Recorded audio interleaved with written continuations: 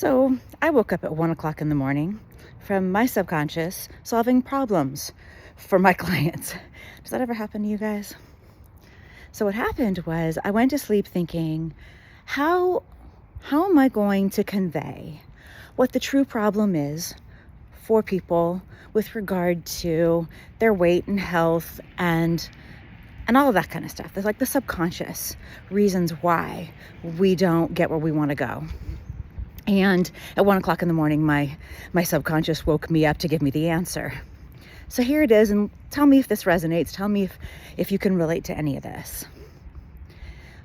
I want you to imagine for just a second the one person or thing in the world that you love the most. Maybe it's your business, your spouse, your kids, your dog. I don't know. But imagine the one thing that you love the most out of everything in the world. That anytime it calls, you jump, no matter what. Now, what I want to ask you is, do you love yourself as much as you love that thing or person? And if the answer is no, that's probably the biggest reason why people put on 30, 40, 50, 60, 100 pounds. Because in the beginning, it's, I love this thing more than I love myself. So I'm not going to take care of myself. I'm going to sacrifice myself in order to have this thing or person. Build the business, have the kids, all of that. Hear it all the time. And then because you gain weight, you let yourself go, you don't exercise, you don't eat right, you're not paying attention, it's not important to you, you're not as important to you as the other thing is, the person or business. Then as you gain weight and you start to let yourself go, your self-esteem and self-confidence goes with it. And then that becomes the snowball that really starts to take off. You see, when we've gained 30, 40, 50 pounds, anything more than like really one, maybe two at most, pant or dress sizes, what's really happening is you have completely blown past all the tripwires. You have completely ignored all the signs that say, stop what you're doing, about face. Pull the reins back, get back in line. And because you ignored it, now you feel badly about yourself. Then you beat yourself up. And because you want to stop feeling badly about beating yourself up, you go eat the cookie, the ice cream, the pasta, and do it again and again and again. And then it becomes a hamster wheel that you can't get off of.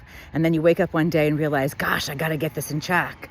And the problem is you can't get yourself to do it. I know. It's more of a deep-seated lack of self-worth. And it just depends on to what degree. See, I'm thinking about my client, Ryan, who came to me at 460 pounds. And he had an identity of a fat guy, because after a long enough period of time, that's exactly what happened. He became a fat guy and couldn't stop it. And so we worked long and hard for a couple of years to overcome that and reverse it. And it takes time to get back in the groove. It's not something you can just do with a diet or on your own. But even if you're only 30 or 40 or 50 pounds overweight. By the way, every time somebody tells me, oh, I have about 30 pounds to lose, it's usually closer to 50 or 60. Everybody underestimates how much they have to lose. Everybody. I would say right now I have 5 to get ready for my show. It's probably closer to 10 in all reality. Because what we always say is what's on the outside. What we can see, not what we can see on the inside. That's a bunch of weight too. So that's what I was trying to figure out. How do I convey to you all that it's not just about having the discipline to eat right and exercise. Because if you had it, you'd do it. You'd have done it already. In fact, you wouldn't have weight to lose because you would have stayed in shape. You wouldn't have let it get there. That's the real issue.